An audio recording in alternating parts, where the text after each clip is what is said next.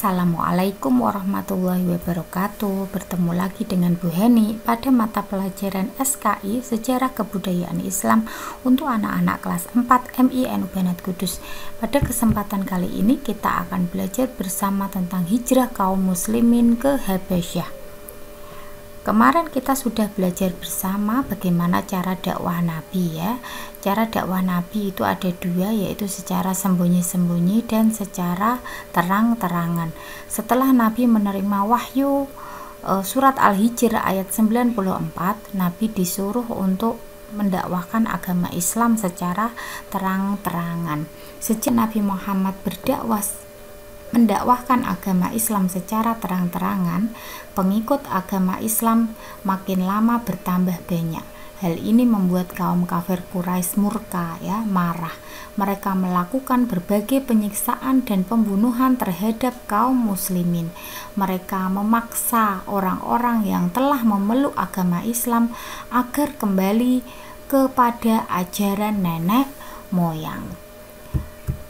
Jika dilihat dari artinya, hijrah artinya itu berpindah dari satu tempat ke tempat yang lain. Hijrah ke Habasyah sendiri ini terjadi selama 2 kali. Hijrah ke Habasyah yang pertama terjadi pada bulan Rajab tahun kelima kenabian atau sekitar tahun 615 Masehi. Jika disimpulkan, sebab terjadinya hijrah ke Habasyah ini karena tekanan dari kaum kafir Quraisy semakin keras terhadap umat Islam.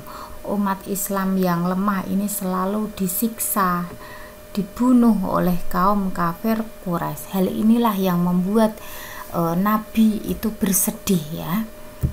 Seperti ini contohnya, ketika umat Islam ini diboikot selama 3 tahun, diberi tempat di utara kota Mekah ya, dimana tidak boleh ada jual beli, tidak boleh ada pernikahan, tidak boleh menjenguk, hingga kaum muslimin ini kelaparan. Kemudian juga orang-orang budak-budak yang masuk Islam ini disiksa, dibunuh ya, seperti kemarin Bilal bin Rabah, kemudian banyak sekali budak-budak yang lain. Hal itu tentu saja membuat Nabi ini semakin sedih.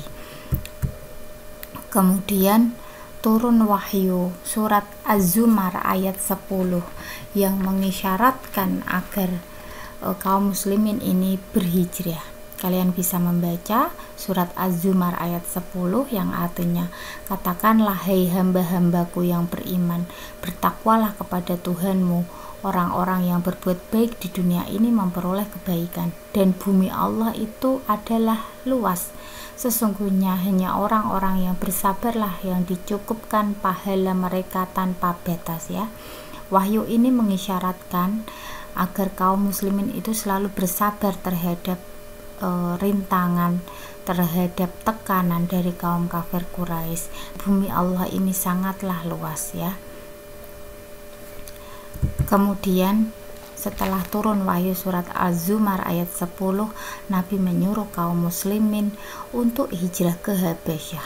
Yang pertama, hijrah ke Habasyah yang pertama ini diikuti oleh 10 laki-laki dan 5 perempuan yang dipimpin oleh Utsman bin Affan. 10 laki-laki itu diantaranya ada Utsman bin Mas'ud, Abu Salamah, Abdurrahman bin Auf, Zubair bin Awam, Abu Sabran bin Abu Roham ya, Utbah bin Rabi'ah, dan lain-lain. Sedangkan 5 perempuan itu diantaranya ada Ruqayyah binti Muhammad, istri Utsman bin Affan ya, Ummi Kulsum binti Muhammad, Laila, Ummu Salamah, dan Sahla binti Suhail. Nabi Muhammad sendiri tetap berdakwah di Mekah ya, karena beliau pada saat itu di samping dilindungi oleh Allah, beliau juga dilindungi oleh pamannya Abu Thalib yang seorang pemuka Quraisy juga. Terus kenapa kok Nabi Muhammad ini memilih negeri Habasyah? atau sekarang bisa kita sebut sebagai Ethiopia ya. Ethiopia itu berada di benua Afrika. Kenapa kok negeri Habasyah yang dituju ya? Sedangkan jarak kota Mekah ke negeri Habasyah itu kira-kira 4.500 km, jauh sekali ya. Kenapa kok negeri Habasyah yang dituju? Karena rajanya itu terkenal bijaksana, adil ya, sangat jujur, dan selain itu dia tidak suka berbuat zalim. Raja Habasyah pada saat itu bernama Najasyi. Beliau itu beragama Nasrani. Pada saat dulu agama Nasrani adalah agama yang dibawa oleh Nabi Isa ya, dengan kitabnya, kitab Injil. Kitab Injil dahulu itu isinya itu hampir sama dengan Al-Quran, mengajak kepada kebaikan dan lain-lain. Makanya Raja Najasyi ini juga sifat-sifatnya ini sesuai dengan kitab Injil ya. Jadi dia itu sangat bijaksana, adil, kemudian jujur, dan tidak berbuat zalim. Sifat-sifatnya itu sesuai dengan kitab Injil. Kemudian alasan yang kedua kenapa negeri Habasyah yang dituju itu karena letak negeri Habasyah yang jauh ini diperkirakan kaum kafir Quraisy ini akan sulit ketika akan mengejar kaum muslimin yang hijrah gitu ya. Ini bisa kita lihat jarak kota Mekah ke Habasyah harus melewati Laut Merah ya, harus melewati Laut Merah baru sampai ke negeri Habasyah yang jaraknya sekitar 4.500 km. Itu kalau naik pesawat saja itu bisa lama sekali, apalagi dulu belum ada pesawat. Kemudian apa tujuan hijrah ke Habasyah sebenarnya? Selain untuk menyelamatkan jiwa ya, karena tekanan dari kaum kafir Quraisy dan ancaman pembunuhan kafir Quraisy itu, kaum muslimin juga mencari tempat yang lebih aman daripada di kota Mekah. Kemudian mereka juga hendak mendakwahkan agama Islam di luar kota Mekah. Dan memang benar dengan adanya hijrah kaum muslimin ke Habasyah ini menjadi titik awal adanya agama Islam di benua Afrika. Kemudian bagaimana cara kaum muslimin pergi ke Habasyah? Pada suatu malam mereka ini mengendap-endap ya menuju pelabuhan Syaibah. Mereka menaiki 2 kapal yang disewa dari Yaman. Walaupun mereka ini mengendap-endap pada malam hari ya, tetapi kaum kafir Quraisy ini mengetahui. Kemudian kaum kafir Quraisy mencoba untuk mengejar, tetapi tidak ada kapal yang bisa dinaiki. Akibatnya mereka tidak dapat mengejar. Umat Islam yang hijrah ini menggunakan kapal untuk menuju ke Habasyah pada malam hari. Kemudian bagaimana tanggapan Raja Habasyah dengan kedatangan umat Islam? Mereka diterima dan mendapat sambutan yang baik sekali dari Raja Najasyi. Bahkan kaum muslimin ini diberi kebebasan tinggal dan melaksanakan ibadah dengan tenang. Rombongan yang pertama ini tinggal di Habasyah selama 3 bulan. Kemudian di Mekah Nabi Muhammad ini tetap mendakwahkan agama Islam. Karena kegigihan Nabi dalam mendakwahkan agama Islam, beberapa tokoh Quraisy itu masuk Islam, yaitu Hamzah bin Abdul Muthalib. Hamzah ini adalah paman Nabi Muhammad ya, yang sebelum masuk Islam ini sangat kejam sekali dan tegas. Tetapi setelah masuk Islam, beliau sangat mendukung dakwah Nabi dan selalu membela Nabi. Kemudian ada Umar bin Khattab, ini juga seorang pemuka dari Quraisy yang sangat disegani, yang dulu sangat membenci Nabi Muhammad, bahkan hendak membunuh Nabi Muhammad, tetapi karena hidayah dari Allah, Umar bin Khattab ini masuk Islam, bahkan menjadi salah satu khulafaur rasyidin. Ada sedikit cerita ya, pada bulan Ramadan di tahun kelima kenabian, Nabi Muhammad ini pergi ke Masjid Haram. Ketika itu sekumpulan besar pemuka dan tokoh kaum Quraisy tengah berada di sana.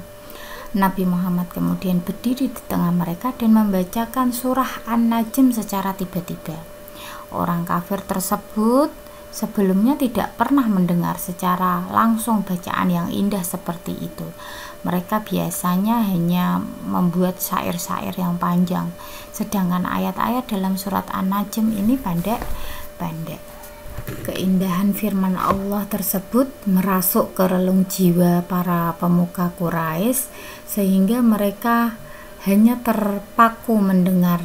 Setelah Nabi Muhammad selesai membaca ayat terakhir surat An-Najm yang artinya maka bersujudlah kepada Allah dan sembahlah Dia. Beliau pun kemudian bersujud ya. Dan para pemuka Quraisy yang sejak tadi itu terpaku mendengar bacaan Nabi Muhammad, karena di samping arti dari surat An-Najm ini sangat bagus dan juga suara Nabi Muhammad juga sangat bagus ya, serentak mereka melakukan sujud mengikuti gerakan beliau. Mereka tidak dapat menguasai diri ya setelah mendengar bacaan yang teramat indah. Keagungan firman Allah seakan-akan telah meluluhkan keangkuhan dan kesombongan mereka. Kejadian tersebut ini mendapatkan kecaman dari teman-teman mereka yang pada saat itu tidak hadir di Masjid Al-Haram ya. Kemudian para pemuka Quraisy ini beralasan mereka berbohong dengan mereka sujud itu bukan karena Allah, bukan karena agamanya Muhammad, tetapi karena Muhammad telah memuji berhala-berhala ya. Mereka karena sangat malu, mereka memutarbalikkan fakta. Dan kabar tentang peristiwa sujudnya orang-orang kafir Quraisy ini terdengar juga sampai ke Habasyah ya. Kemudian orang-orang yang hijrah ke Habasyah ini mengira orang-orang kafir Quraisy di kota Mekah ini sudah banyak yang masuk agama Islam. Kemudian mereka kembali lagi ke Mekah. Setelah mereka sampai di tempat yang tidak jauh dari Mekah, mereka pun akhirnya mengetahui ya bahwa peristiwa yang sebenarnya itu bukan begitu ya. Sebagian mereka akhirnya ada yang kembali lagi ke Habasyah, sedangkan sebagian yang lain ada yang tetap memasuki Mekah secara diam-diam atau berlindung di rumah seseorang dari suku Quraisy, karena memang orang-orang yang hijrah ini sudah diinteng-inteng oleh kaum kafir Quraisy. Sekian materi untuk hijrah ke Habasyah yang pertama. Minggu depan insya Allah kita lanjut ke hijrah ke Habasyah yang kedua. Semoga apa yang Bu Hani sampaikan ada manfaatnya. Mohon maaf apabila ada kesalahan. Wassalamualaikum warahmatullahi wabarakatuh.